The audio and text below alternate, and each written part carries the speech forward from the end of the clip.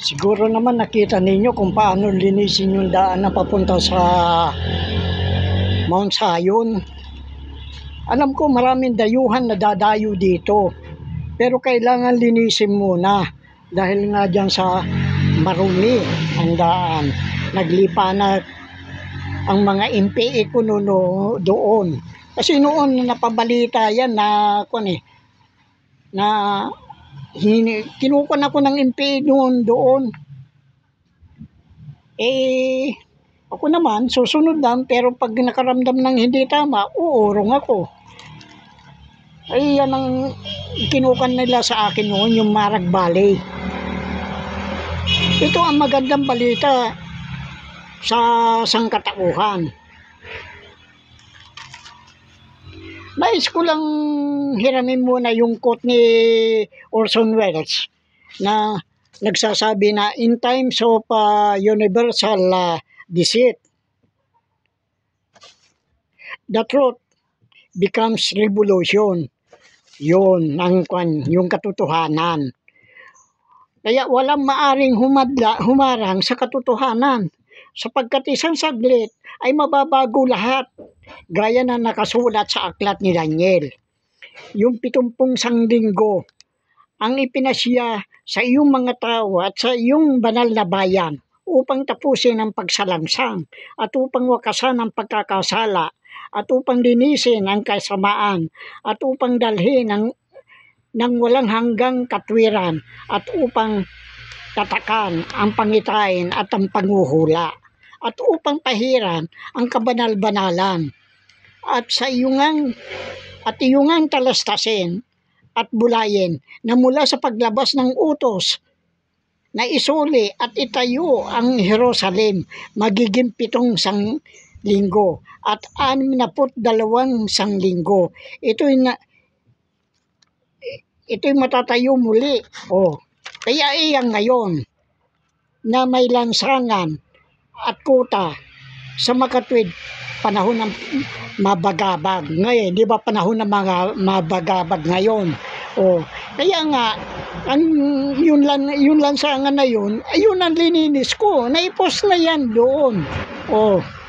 Yung ang sinasabi, cleansing the way to Mount Zion.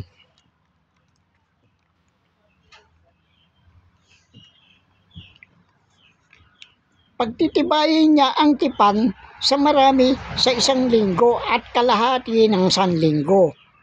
At kanyang ipatitigil ang hain at alay. At sa pakpak ng mga kasuklam-suklam ay paroroon ng isang maninira hanggang sa wakas. Ang pagpasya ay mabubuo sa puot sa maninira. Sino ngayon ang maninira? Hindi ba yung maangkin ng kayamanan na hindi naman kanya? Kaya napakahirap yun Kaya yung ginawa ko talagang, alam ko, umaga pa lang nag-LBM na ako.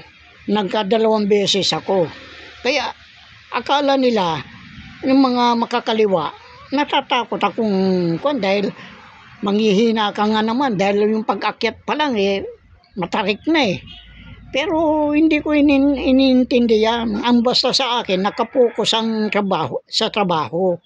Yung linisin ang daan patungo sa Mount Zion. Dahil dyan sa Mount Zion ay walang marumi makakaakyat dyan.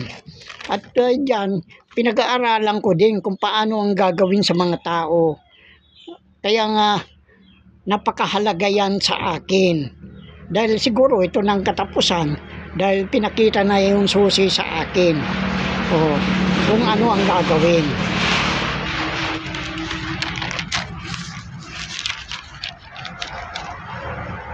Sino ang kasuklam-suklam? Sana mapanood ninyo yung pelikulang One Hope You Over the Coconuts. Ito, matagal na itong pelikula na ito, pero napanood ko noon ito, napakaganda nito, pero napakahirap unawain. Isang siraulo na tungkol doon sa mental ito Isang napagkuanan na siraulo dahil yung naman henyo, yung genius at saka yung siraulo Ang pagitan lang noon ay gabuhok. Magkamali, sira ulo. Pag hindi nagkamali, genius. Yan ang kanyan tungkol doon sa kwanta. Hanggang sa bandang huli, pinatid na lang nila yung ugat sa kanya dito sa may sentido para hindi na makapamerwisyo.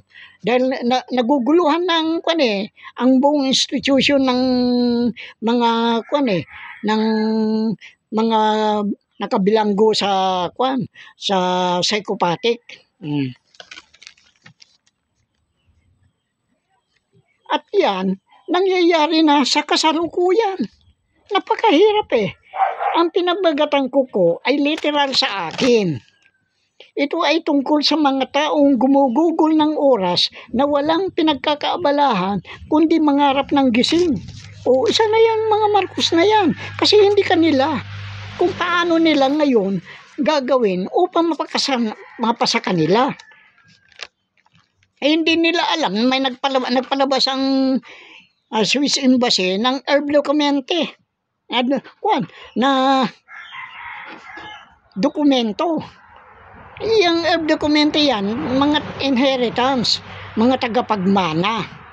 Pero yung ang sinasabi ko, hindi lahat na mahirap mabibiyayaan dahil paano kung banal yan, biyaya na yan. Kung dalhin katulad doon sa mga ayuda, dinadala sa sugal, o dinadala sa inuman, sa mga kabaret, o kung ano man na sa halip na ikwan nila sa kanilang pamilya. Yan ang napakalaking problema ko noon. Kinugalian ng mga kuko na mangitlog ng pugad ng ibang ibon. Doon sila nangingitlog. Kung magkagayon, ang ibang ibon ang makakapaglimlim. Kaya nga yung ibon lumilimlim ay siyang tagapag-ampong magulang. Sa makatwid sila ay mga lumalabas sa pakilamero eh. Kaiba naman sa ugali ng pugo. Yung ibong pugo. Sapagkat makikita pag nakakita ng pugad ng iba na may itlog sa pugad, ay kanyang linilimliman kahit na hindi kanya mga itlog. Ito makikita ninyo ito sa aklat na Himirayas eh. Ngayon, doon sa aklat ni Isaias, ewan ko kung 24 ito, na yung pag nakakita ng parang hindi hirap na kumukuha na yun, para namumulot na lang siya ng mga itlog sa pugad ng ibon na wala na magsisiyap sa aklat na Isaias yan ang hindi ko alam kung 24 yon o 22. Ganyan ang aking pagkalarawan sa magnanakaw na Marcos, kasi hindi naman kanya ngunit itinuring din ang kanyang sarili bilang ibong mandaragit. Kung ibong mandaragit, di agila. Kaya nga, sa dokumento ng Alpha Omega World Marshal Program, siya ang agila. Pagkatapos, inaangkin niya ng mga tarantadong mga Sara na sila daw ang agila. Sino ba dadagitin niya? Di yung mga Pilipino dahil ibinenta niya ang Pilipinas sa China. Yan ang mahirap diyan sa mga Marcos na yan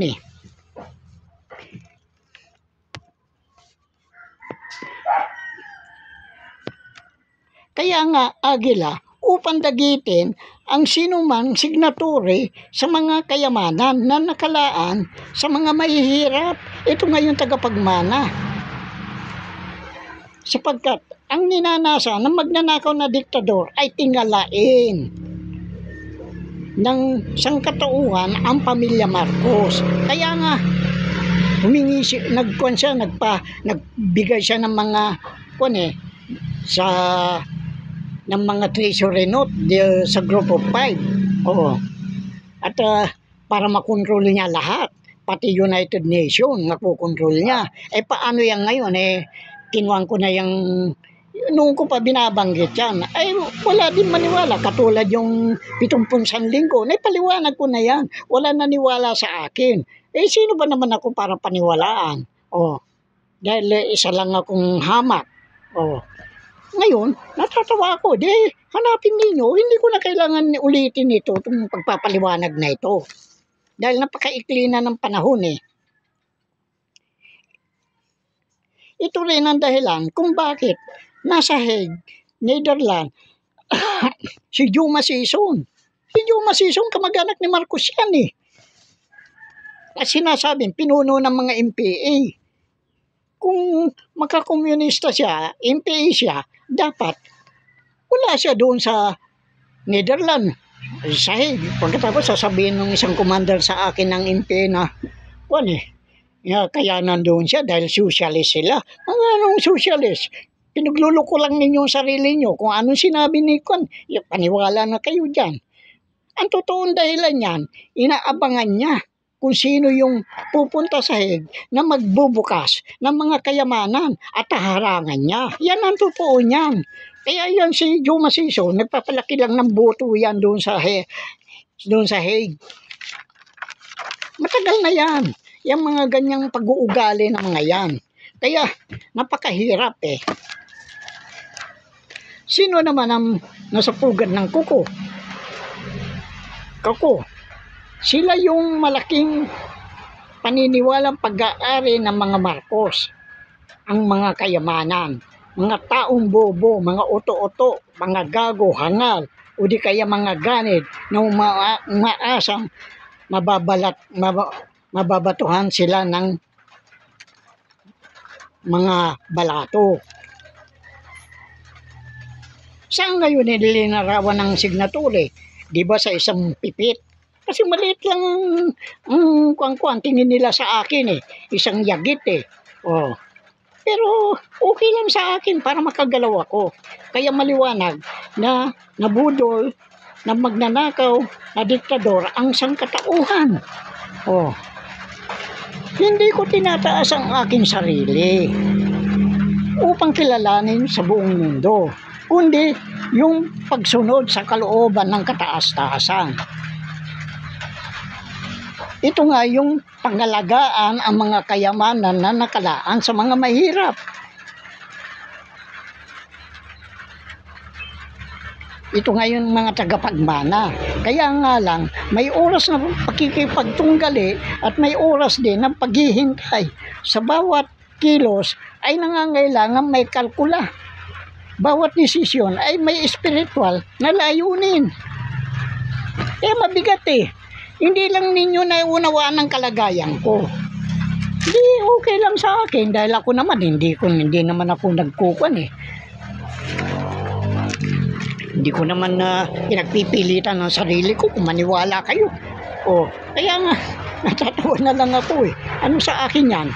Kung hindi kayo maniwala, ano sa akin? Kung maniwala kayo, di maganda. Ang kasagutan ay hindi sa pagpaparusa, kundi yung paglalahad ng katotohanan.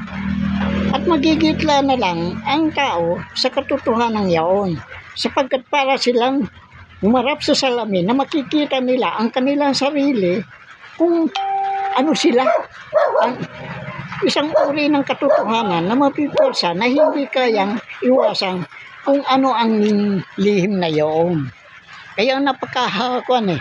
Kaya ayos ko lang ito.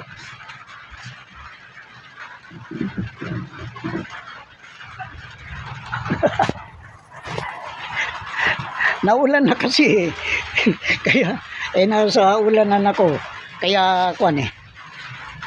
Ngayon, paano ang gagawin ninyo ngayon? Kasi itong kuan ko kasi namasyal ako. Napunta ako ng Mindanao. Napunta ako ng Bisaya. Nung nasa Bisaya ako, papuntang Kalibo. Basta ako kasi, pag wala sa sirkulasyon, kung wala sa misyon, namamasyal ako. Pinapasyalan ko yung mga lugar-lugar upang makita ko kung ano ang dapat na gagawin upang matulungan ang mga mahihirap. Kaya yun ang nangyari dyan. Nung papunta na ako ng Kalibo, na ewan ko kung anong bayan yun, na nakalimutan ko na yung bayan. Kasi ilang araw ako sa daan eh. may nakasakay na Amerikano, may kasamang babae. Pumara yung babae, medyo malayo-layo pa yung lugar na kwan. Minura niya yung babae. Ngayon, napikon ako. Siyempre, hindi naman yung mabilis ang takbo ng sa boss. Kaya, napaaga yung kwan niya. Para kung kwan, para niyang pagkwan niya doon, pagtapat sa kanya, yun na yun. Hindi, minura niya kaagad eh. Ngayon, ang ginawa ko, binulsiat ko siya.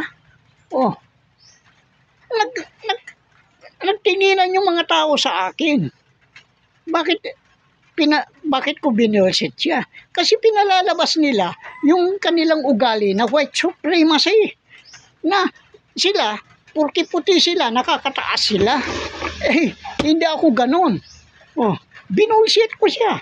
Nagtinginan yung tao sa akin, pero mga walang imik. Tinignan lang ako ng mga tao. Tapos yung ang Amerikano na yun, yumuko na lang. Dahil oras na ikinumpa niya, tatanungin niya kung bakit ko siya minura, bakit ko siya binulsiat, di sasabihin ko sa kanya. Kaya, kailangan ipakita din, nandito tayo sa sarili nating bayan, bababuyin tayo. Kaya ayaw na ayaw ko yan. Yan ang mga pinaglalaban ko. Ngayon, doon na naman sa, nung papunta ako mula doon sa Cebu, papunta akong Iloilo. Mula Bacolod, papunta akong Iloilo. Ngayon, may isang Amerikano nagkukuan. Lalaking Amerikano ito. Nagkukuan siya.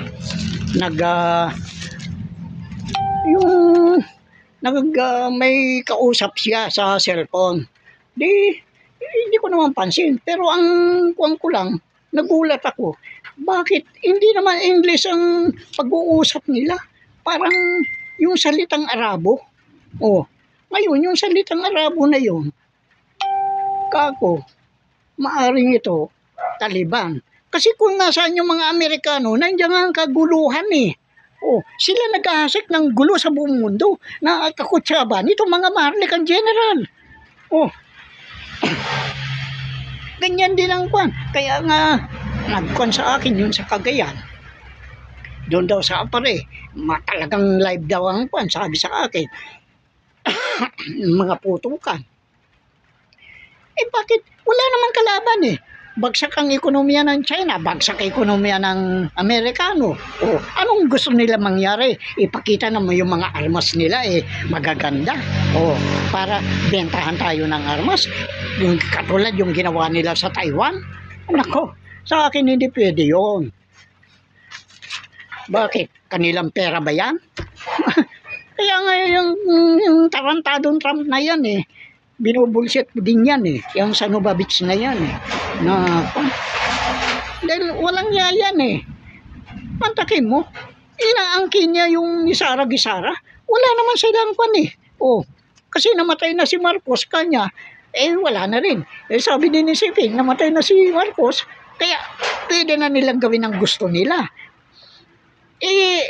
Palibasa, kontroladan nila si Marcos. Ngayon, ang anak na lang niya, kasi yun ang sinasabi ko. Yung BBM na kumandidato, iba. Ang pangalan niya, Demetrio Garcia. Yung nakaupo ngayon, iba. Yung sinasabi niya, kung pumirma, kaliwat kanan. Yung Bongbong, pagkatapos ito Marcos, kaliwa, magkaiba ang perma niya. Yan si Kwan niya, nakuha ko dyan si Joey De La Cruz. Ngayon, yung tunay na Marcos, itinago ni Trump. Kaya ako maingat ako. Hindi ako basta-basta na pagkuan, bara-bara ba yung tirada ko? Hindi ganun. Kasi pinag-iingatan ko yan Yan ang pagkaiwas-iwasan ko, yung magkamali. Kaya hindi ko mabuksan yan dahil pag binuksan ko yan, bubukukan din itong itinago ni Trump, yung tarantadong Trump na yan, putang ina mo Trump ka, ano pa. Alam ko, pinanunood ninyo ako. Imposibleng hindi ninyo ko panoorin. Natataranta na kayo. Kaya nga, ang kung ko dyan, hanapin ko talaga yung katotohanan kung ano talaga ang kanyan, dahil oras na binuksan ko yan, sasabayan na nila. Kaya pinag-aaralan ko maigi yan. Itong mga kon na ito palibasa, yung tunay na anak ni Marcos nandoon tinago niya, nakaupo lang yun. Anong gagawin ni Lisa sa Amerika? Ano nangyari doon sa kwan?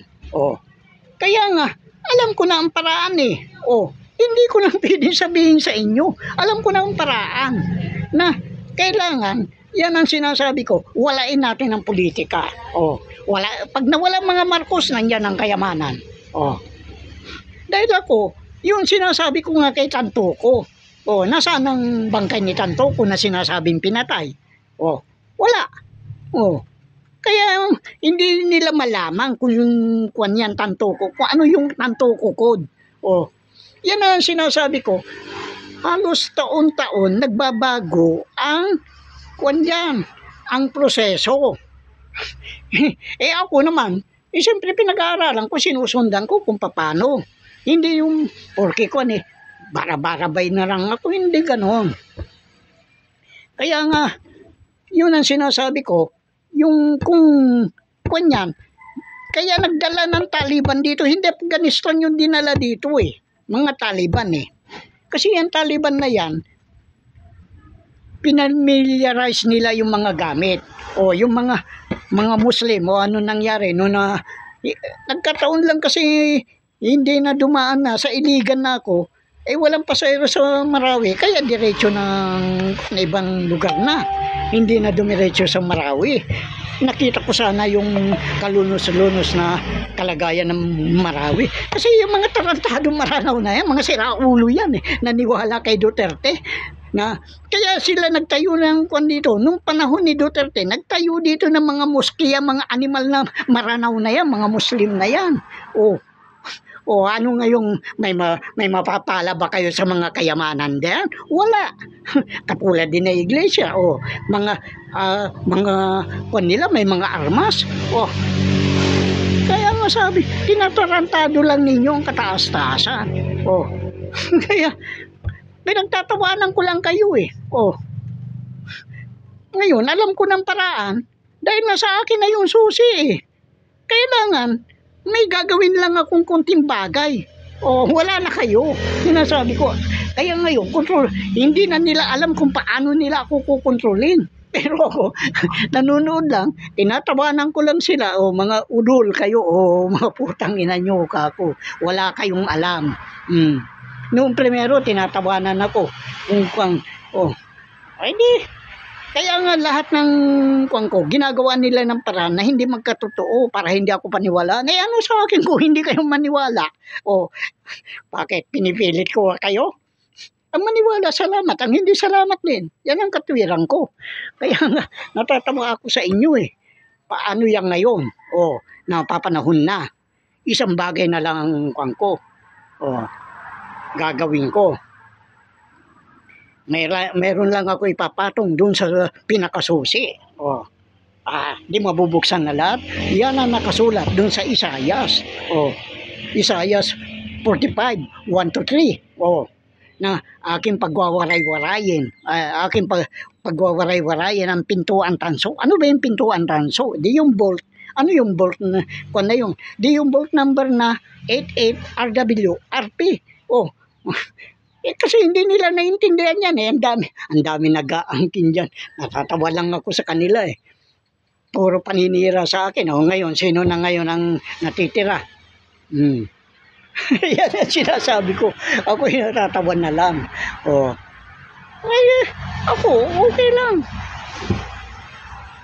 Ngayon, pag yun, naiikuan ko na yun, naiikuan ko yung susi na yun, ay talagang ayos na. Kaya nga yung sinasabi ko, lininis ko na yung daan papunta sa Sayon. Mabuti ngayon dalawang kakilala ko na itinuro sa akin. Kasi nung panahon na nga na MPA, pilit akong dinadala na MPA dyan eh. Oh, siguro kung nadala nila ako, wala. Kanilang kayamanan, kaya akong pinag-iingatan ko yan.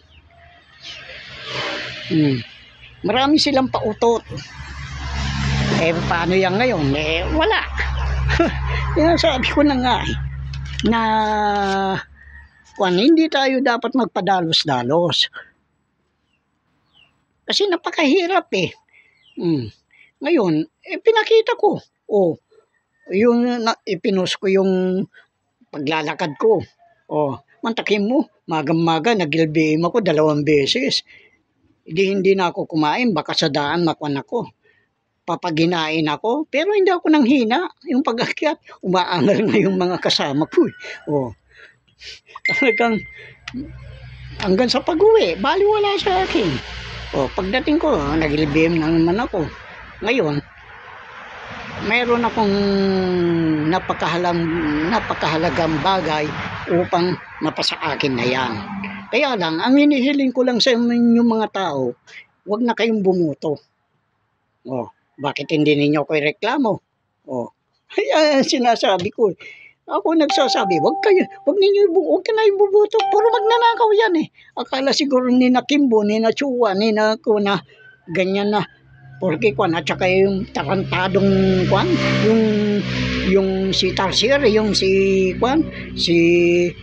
itong si Jokno. Kaya nga hindi niya magawang polymer yun eh. Kaya ikukuang kuli yung kaya dito yung mga military natin, mga inutil yan. Mga inutil. Mga patay gutom. Useless eater dahil yung kayamanan ng Pilipinas, yan ay binibigay sa kanila. Kaya sabi ko, mga patay gutom yan, mga military, mga pulis, sindikato, mga patay gutom yan. Kaya gumagawa sila ng mga kalukuhan. Dahil mga patay gutom nga, patay gutom kayo, military, ni Browner, ni Marvel, mga pulis niya, puro kayo mga patay gutom. Sabihin ko sa inyo, patay gutom. Ang sakit ano. Anong ginagawa nyo doon sa Cagayan? Binabantayan ninyo yung mga Amerikano? Parang kayong mga siraulo.